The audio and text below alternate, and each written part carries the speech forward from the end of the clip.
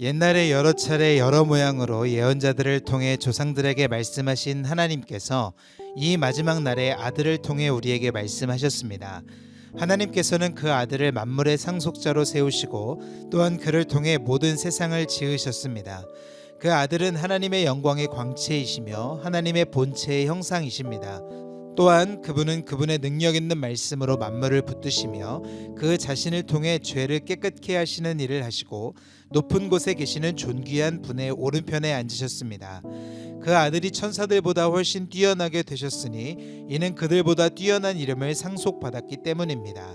하나님께서 언제 천사들 가운데 누구에게라도 너는 내 아들이다, 오늘 내가 너를 낳았다 라거나 또다시 나는 그의 아버지가 되고 그는 내 아들이 될 것이다 라고 말씀하신 적이 있습니까?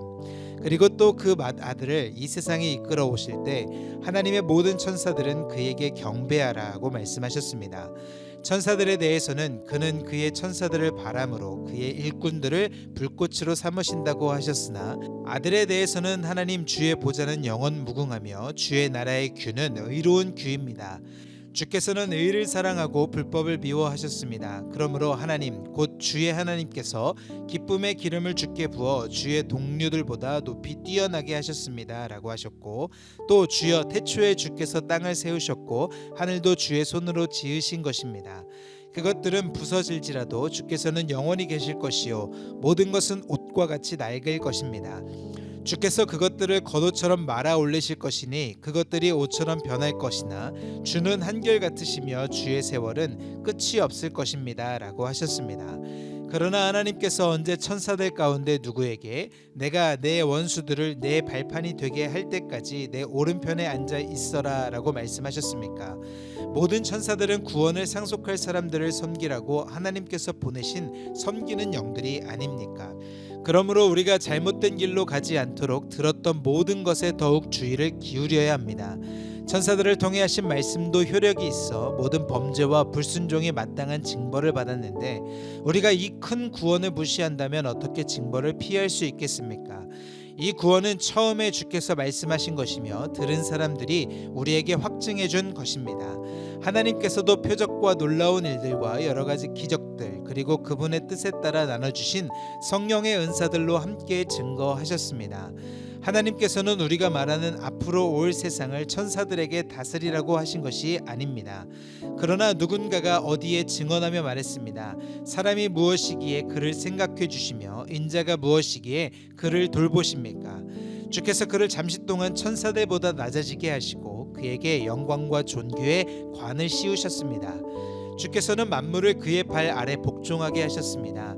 하나님께서는 만물을 그의 발 아래 복종하게 하심으로 그에게 복종하지 않은 것을 하나도 남기지 않으셨습니다. 그러나 지금은 우리가 아직 만물이 그에게 복종하는 것을 보지 못합니다. 다만 우리는 천사들보다 잠시 낮아지신 분, 곧 죽음의 고난을 통해 영광과 존귀로 관을 쓰신 예수를 바라봅니다. 이는 그분이 하나님의 은혜로 모든 사람을 위해 죽음을 맛보시려 하심입니다. 모든 것을 만드시고 모든 것을 보존하시는 하나님께서는 많은 아들들을 영광에 이르게 하시려고 그들의 구원 창시자를 고난을 통해 완전케 하시는 것이 마땅합니다. 거룩하게 하시는 분과 거룩하게 된 사람들이 모두 한 분에게서 나왔습니다. 그러므로 예수께서는 이들을 형제들이라고 부르기를 부끄러워하지 않으시고 말씀하시기를 내가 주의 이름을 내 형제들에게 선포하고 교회 가운데서 주를 찬양할 것이다 하시고 다시 내가 그를 의지하리라 하시고 또다시 보라 나와 하나님께서 내게 주신 자녀들이다 라고 하셨습니다. 이와 같이 자녀들은 피와 살을 함께 나눈 사람들이므로 그 자신도 이와 같이 그들과 함께 속하셨습니다. 이는 죽음으로 인해 죽음의 권세를 가진 자 곧 마귀를 멸하시기 위함이며 또한 죽음이 두려워 평생 노예로 매여 사는 사람들을 풀어주시기 위함입니다. 물론 그는 천사들을 붙들어 주시려는 것이 아니라 아브라함의 씨를 붙들어 주시려는 것입니다. 이러므로 그는 모든 것에서 형제들과 같아지셔야만 했습니다. 이는 하나님 앞에서 자비롭고 신실한 대제사장이 되셔서 백성의 죄를 대속하시기 위함입니다. 그는 몸소 시험을 받으시고 고난 당하셨기에 시험 받는 사람들을 도우실 수 있습니다. 그러므로 함께 하나님의 부르심을 받은 거룩한 형제 여러분, 우리의 고백하는 사도시며 대제사장이신 예수를 깊이 생각하십시오. 그분은 자신을 세우신 분에게 충성하기를 마치 모세가 하나님의 온 집에서 한 것과 같이 하셨습니다. 그러나 마치 집을 지은 사람이 그 집보다 더 존귀한 것 같이 그분은 모세보다 더 큰 영광을 받기에 합당하십니다. 집마다 누군가 지은 사람이 있듯이 모든 만물을 지으신 분은 하나님이십니다.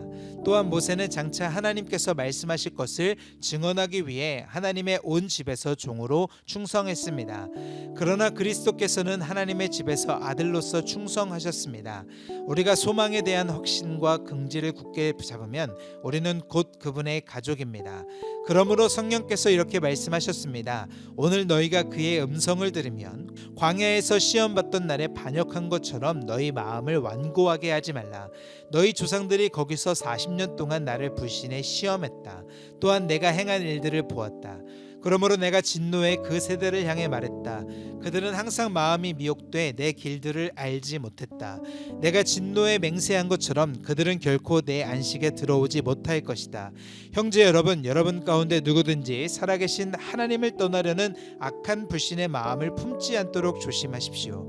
도리어 아직 오늘이라 일컬을 수 있는 그날에 여러분 가운데 누구라도 죄의 속임수로 완고해지지 않도록 서로 격려하십시오. 이는 우리가 처음 확신한 것을 끝까지 굳게 잡으면 그리스도와 함께 나누는 사람들이 되기 때문입니다.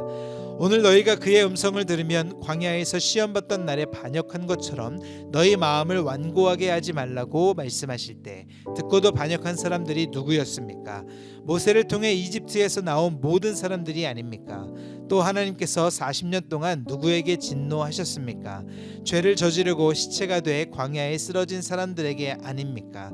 또한 하나님께서 누구에게 그분의 안식에 들어가지 못할 것이라고 맹세하셨습니까? 불순종한 사람들이 아니고 누구입니까? 이로써 우리는 그들이 불신앙 때문에 들어갈 수 없었던 것을 봅니다. 아멘.